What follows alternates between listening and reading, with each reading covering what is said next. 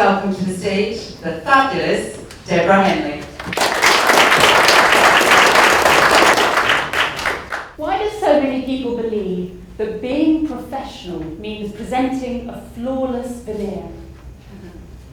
A perfect exterior, revealing nothing about your true self, when really the opposite is true. When we share something about ourselves, we're more likely to touch and engage our audience and connect with them. We're more likely to develop relationships that are trusting and loyal, and we're more likely to move people to action. Are these things important to you in your business and leadership? I imagine that they are, because when in any leader's life, we're going to have to bring people along with us all the time. And therefore I'd say that being able to share your story effectively is not just a nice idea. It should be seen as a core leadership competency. So today, I'm going to share with you why it's so important. I'm going to share with you what happens if you don't. And I'm going to share with you some top tips for doing it straight away. And I'm going to do this all through sharing my own story. So I grew up on the hustly, bustly, warm island in the South China Sea, Hong Kong. And I was a free-spirited child, always leaping off boats and swimming in pools and sailing with my dad, who'd be there, one hand on the tiller, the other with a can of beer. And I was a real daddy's girl. I loved to be one of the crew with him. And one day, I went to visit him in his office. A Norman Foster-designed cathedral to the corporate gods, also known as Hong Kong Bank's HQ. Up I went in this glass elevator, and all the infrastructure was on the outside. But as the doors opened, there was this sea of grey-suited people milling around like robots, speaking in hushed tones, and there was my father amongst them in a suit. And I thought, where's the life? Where's the joy? Where's the laughter? I never want to work in a place like this.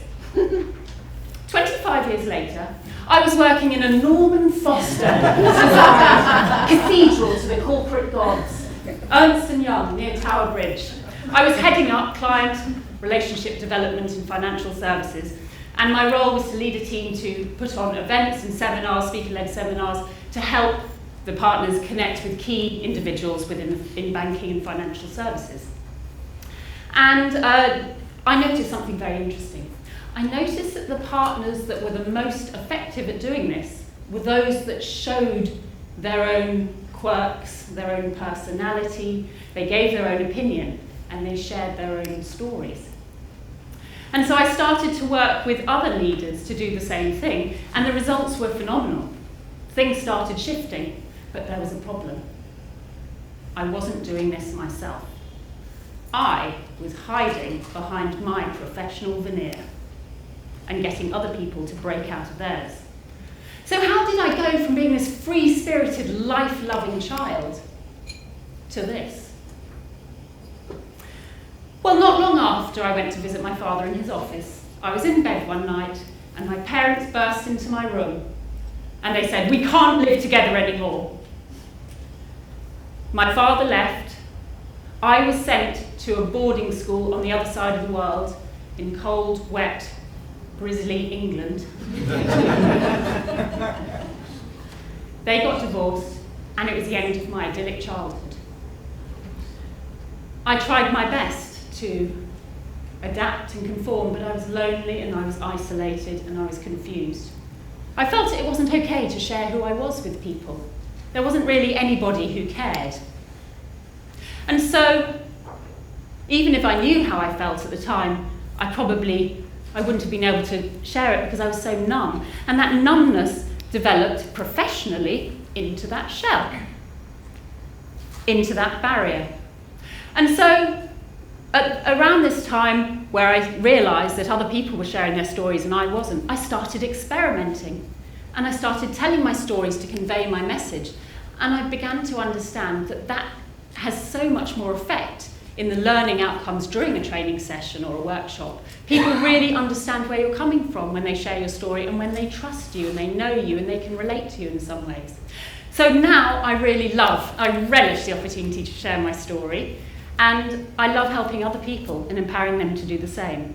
So my 3 tips for you would be, first of all, in your day-to-day leadership, do share, dare to share, and bear if you want them to care. The second thing is, don't just share your successes. Share your struggles too. And then share your struggles and how you attempted to resolve those struggles. People can relate to that. And then finally, the result you got and a result that they can relate to, a result that they want. The third tip I'd say is this. Even if you think you don't have a story, there are always going to be people who have had more tragic lives or more difficulty or greater challenges or lesser challenges than you. It's not what those challenges are that count. It's how you approach those challenges and the insights you drew from them. And that's your gift to other people. So I just want to say that share your story, because when you do, you will change the lives of other people. But when you do that, the person whose life changes the most is yours. Thank you.